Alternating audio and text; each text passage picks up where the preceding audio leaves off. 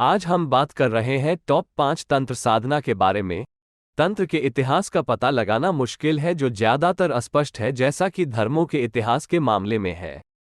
कई तंत्र अपने मूल के लिए पौराणिक स्पष्टीकरण प्रदान करते हैं, अक्सर खुद को शिव या देवी जैसी देवी के दिए गए शब्द के रूप में स्थापित करते हैं। पूर्व आर्यन, सिंधु घाटी सभ्यताओं या इसी तरह के आदिवासी समूहों या भारतीय सांस्कृतिक ताने बाने के अभिन्न अंग के रूप में तंत्र को बताते हुए उनके मूल के विद्वानों के चित्रण अक्सर भिन्न होते हैं।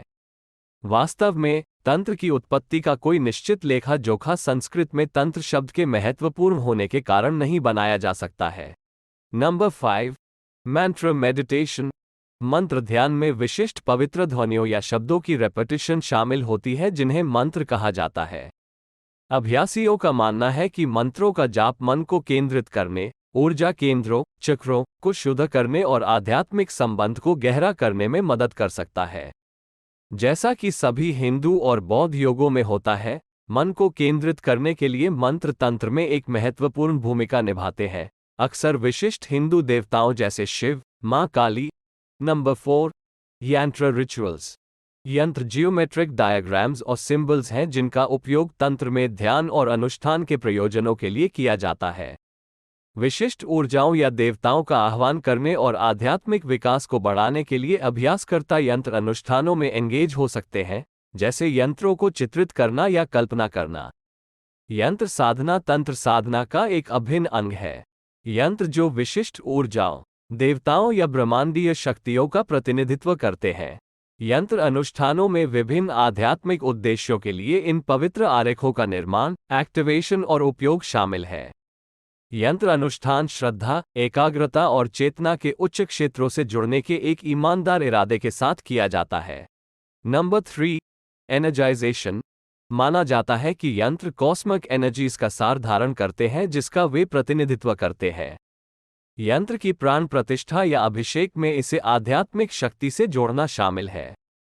इस प्रक्रिया में विशिष्ट मंत्रों का जाप, अग्नि अनुष्ठान, होमा करना या यंत्र से जुड़े देवता का आह्वान करना शामिल हो सकता है।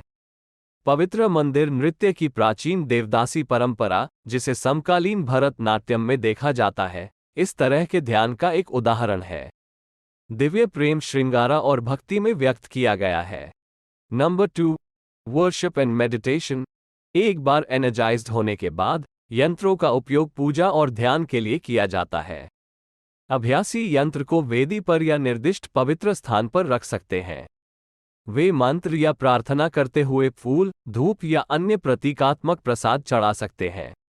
ध्यान के दौरान यंत्र पर ध्यान केंद्रित करके चिकित्सकों का लक्ष्य उस विशिष्ट ऊर्जा या देवता से जुड़ना है जिसका वह प्रतिनिधित्व करता है। तंत्र तपस्या, ध्यान, संवेदी नियंत्रण, नकारात्मक विचारों से स्वयं को शुद्ध करने और सत्य और न्याय की तलाश करने से पहले एक व्यक्ति को उसके या उसके प्राकृतिक अवस्था से पार करने की आशा कर सकता है। Number 1, sexual rituals. तंत्र कामुकता की भूमिका को स्वीकार करता है और इसे आध्यात्मिक परिवर्तन के लिए एक शक्तिशाली शक्ति के रूप में स्वीकार करता है। मैथुना या यौन अनुष्ठान कुछ तांत्रिक प्रथाओं का एक हिस्सा हो सकते हैं।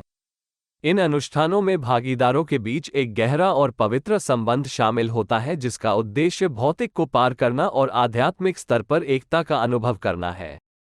याद रखें, यंत्र एक्टिवेशन एक पर्सनल और एक्सपीरियंशियल प्रैक्टिस है।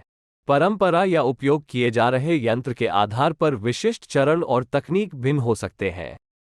किसी अनुभवी चिकित्सक या शिक्षक से मार्गदर्शन लेने की सलाह दी जाती है जो आपको अधिक विशिष्ट निर्देश प्रदान कर सकता है और यंत्र के प्रतीकवाद और ऊर्जा के बारे में आपकी समझ को गहरा करने में मदद कर सकता है।